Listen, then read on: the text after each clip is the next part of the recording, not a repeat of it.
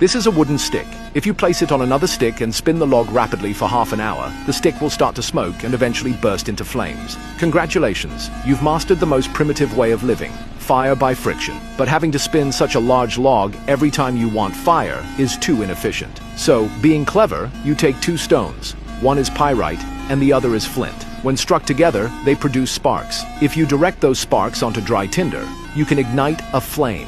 Congratulations, you've invented the flint fire starter. It's more efficient, but the direction of the sparks is hard to control. So, you decide to preserve a fire source. You gather dry vines, pound them into fibers, dry them, then add sulfur and knead them into a thin stick. You place it inside a bamboo tube. When you go out, you light it first and then cover it with a cap. The cap has a small hole, allowing airflow so the flame can smolder slowly. When you need fire, you simply remove the cap and blow gently, and the flame will flare up. Congratulations, you've invented the fire stick. But this kind of fire source is still too bulky. So you cleverly find a small plastic container and fill it with pressurized butane gas in advance, leaving a valve. You install a lever on the valve. When you press it, the other end lifts the valve, allowing the butane gas to slowly escape.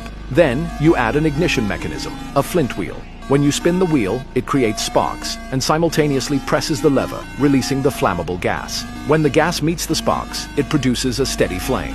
If you also equip it with a wind guard, then congratulations, you've invented the lighter.